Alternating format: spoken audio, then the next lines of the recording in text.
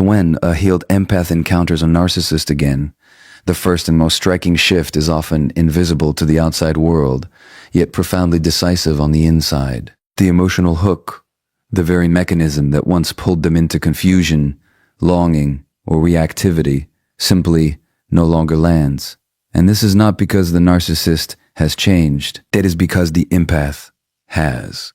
There was a time when the nervous system of the empath was conditioned to respond almost automatically. A message, a tone of voice, a subtle shift in attention. These were not neutral events. They carried emotional weight. They activated something deeper, a need to understand, to repair, to reconnect, to make sense of what felt inconsistent or unresolved. This is how the dynamic sustained itself, not through force, but through activation. The narcissist did not need to chase constantly because the empath's internal world was already engaged, already moving, already trying to close the gap between what was felt and what was given. But healing changes the internal landscape. It reorganizes the nervous system. It brings awareness to patterns that once operated unconsciously. It allows the empath to see not just what is happening externally, but what is being activated internally and why. So when the narcissist reappears, something unexpected happens. The familiar stimuli are still there, the tone, the words, the subtle attempts to re-engage, but the internal response is different. There is space. Where there was once urgency, there is now pause. To where there was once emotional movement, there is now observation. The empath notices what is happening, but does not become absorbed by it. And this is the crucial shift, because the power of the narcissistic dynamic was never in the behavior itself. It was in the reaction it produced. Without that reaction, the entire mechanism begins to lose its force. The empath may still feel something, perhaps a brief flicker of memory, a recognition of what once was, but it does not escalate. It does not pull them into the old cycle of analysis, self-doubt, or emotional investment. Why? Because healing has restored a sense of internal grounding. The empath is no longer seeking resolution from the outside. They are no longer trying to extract clarity, validation, or consistency from someone who could not provide it. That need has been processed, understood, and most importantly, released. So the encounter becomes different, not dramatic, not confrontational, but quietly decisive. The narcissist may attempt to reestablish the old dynamic through charm, through familiarity, through subtle emotional cues designed to reopen the connection. But without the empath's participation, these attempts fall flat. There is no entry point, no emotional leverage. And often, this is what confuses the narcissist the most. Because from their perspective, the same action should produce the same results. The pattern has worked before. The responses were predictable.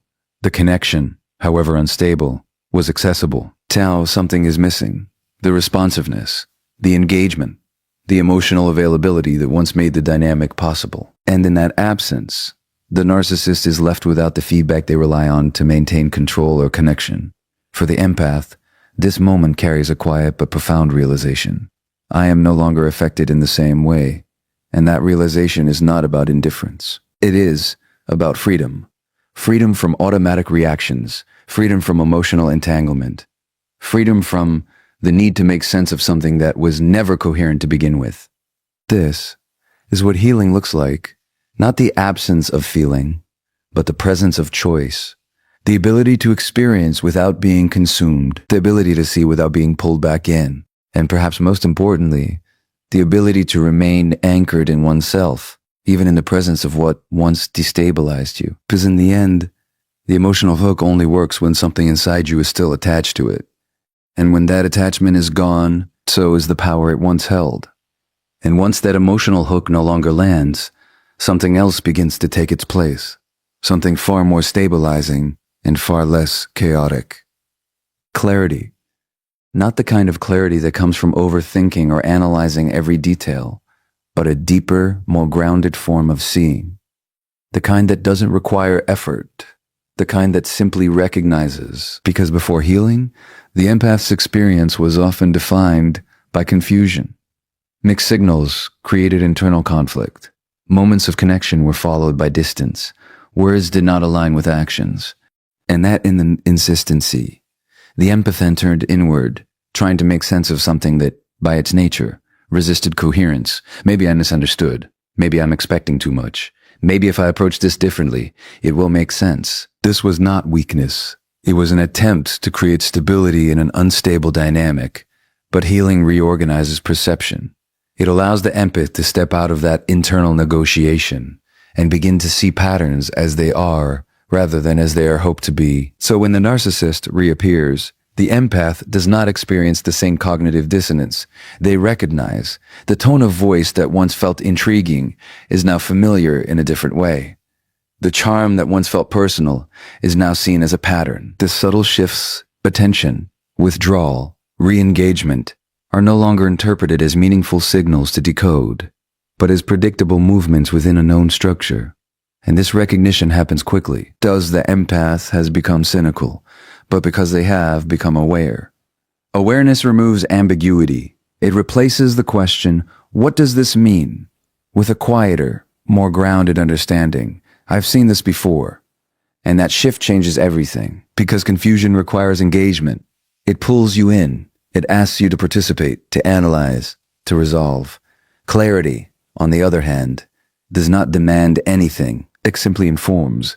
The empath no longer needs to investigate the narcissist's behavior because the pattern is already understood. There is no hidden depth to uncover, no secret meaning waiting to be revealed. What is happening is exactly what it appears to be. In that realization, something important is released. The need to personalize it. Before, the empath may have experienced the narcissist's behavior as a reflection of their own worth. The inconsistency felt like rejection. The distance felt like failure. The unpredictability felt like something they needed to fix. But now, with clarity, that interpretation dissolves. The behavior is no longer about me. It is about a pattern that exists independently of me. This is a profound psychological shift, because once you stop internalizing the behavior, you stop being controlled by it. You no longer feel the need to adjust yourself to stabilize the interaction. You no longer feel responsible for creating coherence where there is none. You simply observe, and in observing, you remain intact. This is why the interaction feels different. Not because the narcissist is doing something new, but because the empath is no longer participating in the old way. There is no urgency to respond, no compulsion to engage, no lingering question that needs to be answered. Just clarity. And for the narcissist, this clarity can feel disorienting, because what once created movement, confusion, emotional fluctuation, uncertainty, is no longer present. The empath is no longer trying to decode. And without that effort, the dynamic loses its complexity. It becomes transparent, and transparency removes power. For the empath, this moment is quietly transformative, because to see clearly is to step out of illusion, to no longer confuse inconsistency with depth, to no longer mistake unpredictability for connection, to no longer interpret emotional turbulence as something meaningful that must be understood. Clarity simplifies what once felt complicated. And in that simplicity, the empath finds something that was missing before. Stability, not something given by the other person, but something held within. Not something held within. Because, in the end, healing is not about changing what you see. It is about finally seeing it without needing it to be anything other than what it is. And once clarity settles in, once the empath is no longer confused, no longer pulled into interpretation or self-doubt, something else begins to emerge, almost quietly, almost without effort. Boundaries, but not the kind of boundaries that are forced, rehearsed, or defended with tension. Not the sentence that require constant reminding, explaining, or justifying. What begins to take shape here is something far more stable. Boundaries as a natural expression of self-respect. Before healing, boundaries often felt difficult for the empath, not because they didn't understand their importance, but because their internal experience was still entangled. There was empathy without structure, care without containment. Saying no felt like rejection. Creating distance felt like abandonment. Holding a line felt like losing connection. So boundaries, when they were attempted, carried emotional weight. They required courage. They triggered guilt. They often came with over-explanation, as if the empath needed permission to protect themselves. But healing changes the internal reference point. The empath is no longer orienting themselves around the other person's reactions. They are no longer measuring their decisions by how they will be perceived, received, or challenged. Instead, they are anchored in something more stable, an internal sense of what feels right, what feels aligned, and what no longer fits. So when the narcissist re-enters the picture, the response is different. There is no internal debate, no long analysis of, should I respond? Or, what will this lead to? Or, am I being too harsh? There is simply recognition, and then a response that follows naturally from that recognition. Sometimes that response is silence. Sometimes it is brief neutral communication. Sometimes it is a clear and direct boundary. But whatever form it takes, it does not come from defensiveness. It comes from clarity. And this is what makes it so powerful. Because boundaries that come from fear still carry energy. They invite negotiation. They can be pushed, tested, or manipulated. But boundaries that come from self-understanding are different. They are quiet. They do not argue. They do not seek validation. They simply exist. And the narcissist feels this difference immediately. Because in the past, boundaries may have been something to work around, something to challenge, something to dissolve over time. There was movement, emotional engagement, and opening. But now, there is none. The boundary is not presented as a reaction to them. It is an extension of the empath's relationship with themselves, and that makes it far less accessible. There is nothing to debate because the empath is not trying to convince. There is nothing to manipulate because the empath is not emotionally invested in the outcome. The interaction becomes simpler, and simplicity in this context is disarming. For the empath, this shift can feel almost unfamiliar at first. To respond without overthinking, to say no without guilt, to step back without explaining. But what they are experiencing is not detachment in the sense of disconnection. It is integration. Their empathy is still there, but it is no longer overriding their self-respect. Their awareness is active, but it is no longer turning inward in self-doubt. They are present, but they are not available in the same way. And this is where true change becomes visible, not in what they say, but in how they hold themselves. Because boundaries are not ultimately about controlling the other person. They are about no longer abandoning yourself. And when that shift happens, when the empath stops negotiating their own needs for the sake of maintaining a connection, the entire dynamic transforms. There is less noise, less tension, less confusion, just a quiet, steady alignment between what is felt and what is acted upon. And in that alignment, something important is restored. Integrity. Because in the end, boundaries are not walls meant to keep others out. They are the structure that finally allows to remain fully within yourself. And when boundaries become this quiet, grounded expression of self, when they are no longer reactive, but simply present, something begins to shift on the other side of the dynamic. The narcissist feels it. Not always consciously, not always in a way they can articulate, but unmistakably. There is a disruption, a break in the pattern they have come to rely on. Because what once worked, what once created movement, engagement, emotional response, is no longer producing the same result. And this is where the loss of control begins to emerge. In the past, the dynamic followed a certain rhythm. There were predictable openings, emotional reactions, attempts to explain, moments of vulnerability that could be redirected or used to reestablish influence. Even resistance had energy. Even distance could be pulled back into connection through the right combination of attention, withdrawal, or charm. But now, that rhythm is gone. The empath is no longer participating in the same way. The responses are minimal, or neutral, or entirely absent. The emotional cues that once guided the narcissist's behavior are no longer available. And without those cues, something destabilizing happens.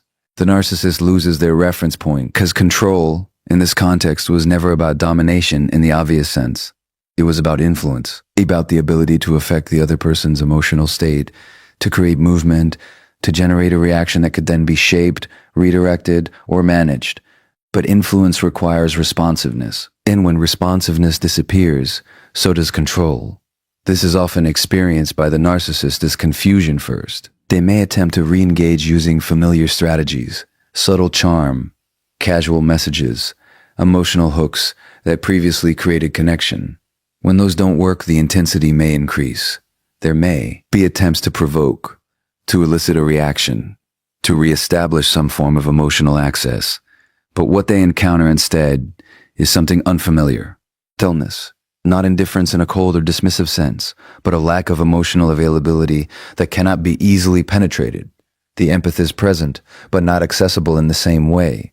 There is no opening to step into, no emotional current to ride. And this is deeply disorienting, because the narcissist is now facing a version of the empath that does not reflect back the usual signals. There is no validation, no confusion, no reactive energy to engage with, just clarity, just boundaries, just presence without participation. And in that space, the imbalance that once existed begins to reverse, not through force, not through confrontation, but through absence. The absence of reaction, the absence of emotional supply, the absence of the dynamic itself. For the empath, this shift may feel subtle on the surface, but internally, it carries a profound sense of change. There is no longer a need to manage the other person's behavior, no longer a need to anticipate, to prepare, to protect in the same way, because the threat is no longer internal. The nervous system is no longer activated by the presence of the narcissist.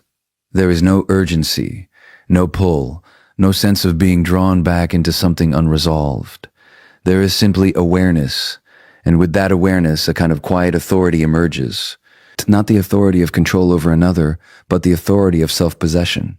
The understanding that your emotional state is no longer contingent on someone else's behavior. That your sense of stability is not something that can be disrupted from the outside in the same way it once was.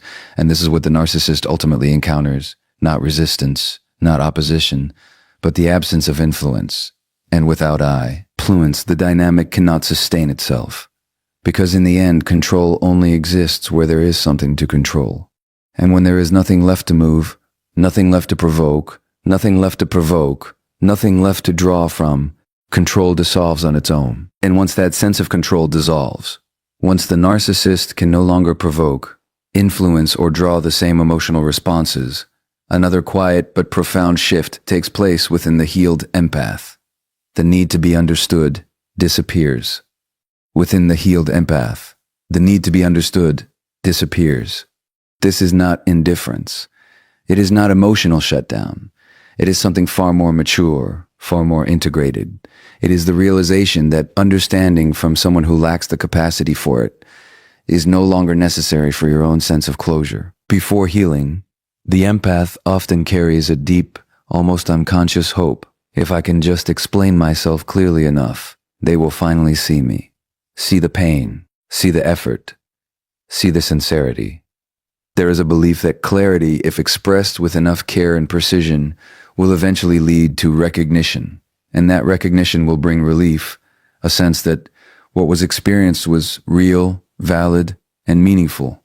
So the empath explains, they articulate their feelings, they revisit conversations, they try to bridge the gap between what they felt and what was received. This effort, while deeply human, rests on a hidden assumption that the other person is both willing and able to meet them in that space of understanding. And this is where the shift occurs. Healing brings the recognition that the lack of understanding was never a failure of communication. It was a limitation of capacity. The narcissist does not resist understanding because the explanation was insufficient. They resisted because true understanding would require empathy, accountability, and the willingness to step outside of their own perspective, qualities that are structurally compromised. So when the empath encounters them again, something is no longer present. The urge to explain. There is no internal pressure to justify feelings, to clarify intentions, or to correct the narrative. Torix, the empath no longer values being understood, but because they no longer seek that understanding from a place where it cannot exist, and this changes the entire tone of the interaction. Communication becomes minimal. If it happens at all, there is no over-explaining, no emotional elaboration, no attempt to guide the other person toward insight. The empath speaks, if necessary, from a place of simplicity. And often they choose not to speak at all, because silence in this context is not avoidance. It is resolution. The narcissist may still attempt to draw them into dialogue, to question, to challenge, to provoke explanation. But what they encounter instead is a lack of engagement in that particular direction. There is nothing to clarify, nothing to defend, nothing to prove. And this can be deeply unsettling for someone who once relied on that dynamic. Because explanation created access. It opened the door to reinterpretation, to manipulation, to reframing the narrative. But without that explanation, the narrative becomes fixed. Not externally, but internally. So the empath no longer needs the narcissist to agree with their reality in order for it to be valid. They no longer require acknowledgement to confirm what they have already understood within themselves. This is a profound psychological shift, because the need to be understood is, at its core, a need for validation. And when that validation becomes internal, when the empath fully trusts their own perception, their own experience, their own emotional truth, the dependency on external recognition dissolves. What remains is something quieter, but far more stable. Self-trust. And with self-trust comes a different kind of peace. Not the peace of resolution through conversation, but the peace of no longer needing resolution from the outside. For the empath, this can feel like a closing of a chapter that once felt unfinished, not because everything was said, but because everything that needed to be understood already has been within. And in that space, there is no longer a question lingering in the background. No, what if they finally understand? No, maybe this time will be different. Just clarity, just acceptance, just a steady, grounded awareness of what is and what is not. Because in the end, true closure does not come from being understood by the person who hurt you. It comes from no longer needing them to. And when the need to be understood falls away, when the empath no longer seeks validation or closure from the narcissist, something even more nuanced begins to take shape within them. Compassion remains, but attachment does not. This is one of the most misunderstood aspects of healing. Many people assume that to truly move on, one must become cold, indifferent, or emotionally detached in a way that resembles numbness. But that is not healing. That is protection. A healed empath does not lose their capacity to feel. If anything, it becomes more refined, more conscious, more grounded. They can still perceive the wounds in another person.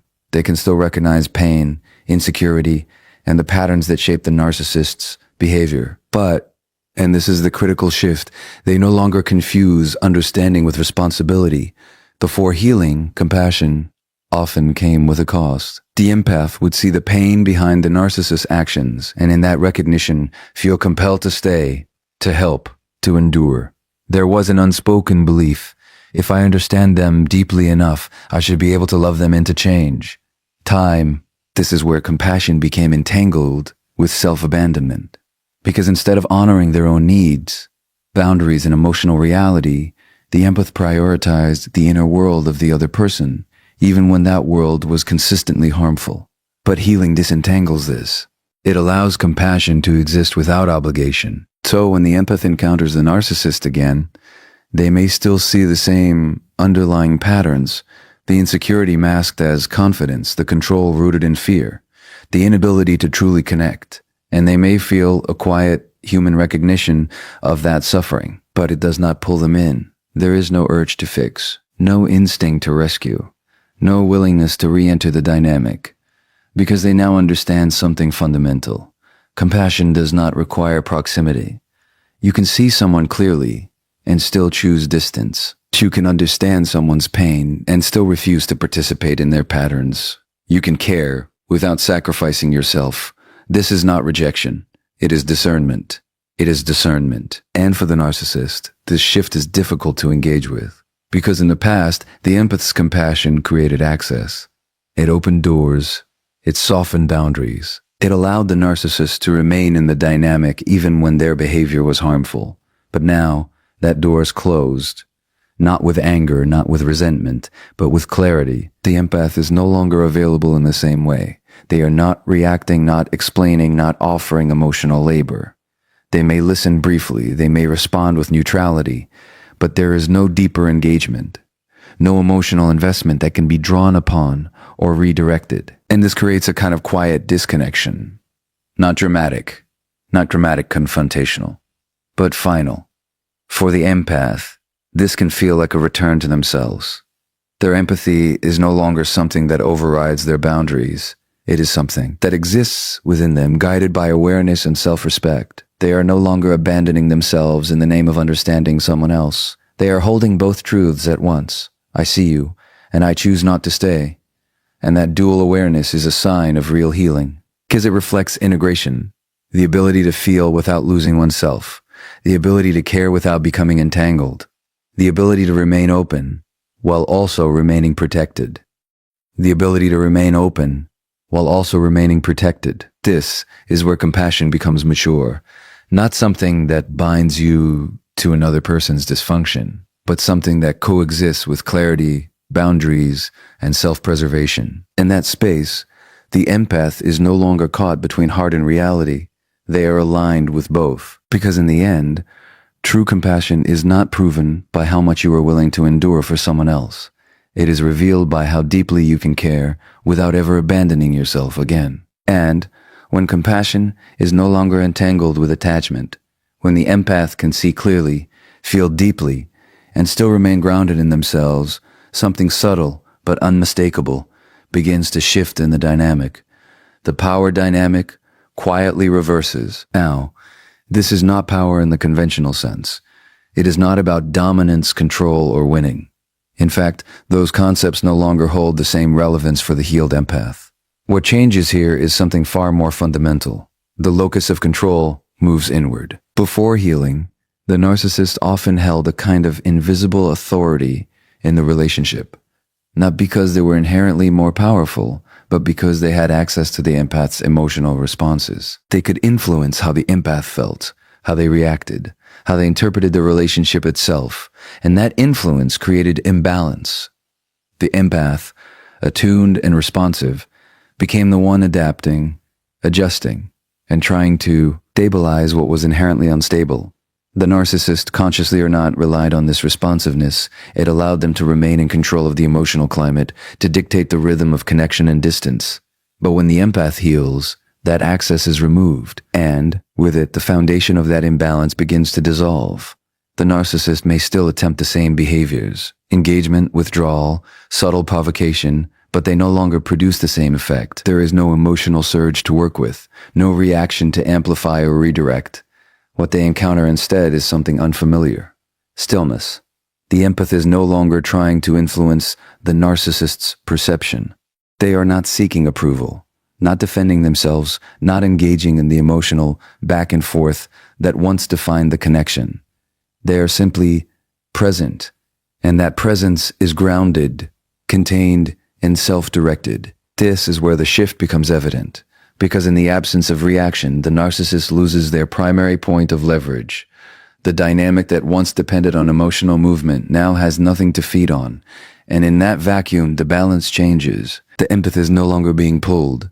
They are not chasing clarity. They are not managing the other person's emotions. They are not adjusting themselves to maintain connection. They are standing themselves to maintain connection. They are standing still, and in that stillness, there is a kind of quiet authority, asserted, not declared, but felt.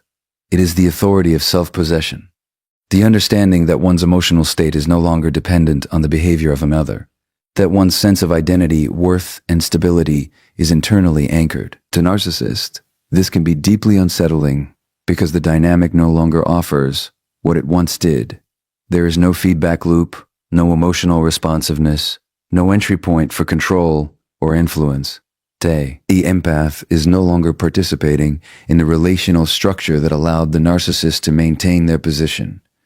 And without that structure, the interaction becomes flat, unengaging, and ultimately unsustainable. But for the empath, this is not experienced as a loss. It is experienced as a freedom. Freedom from the need to respond.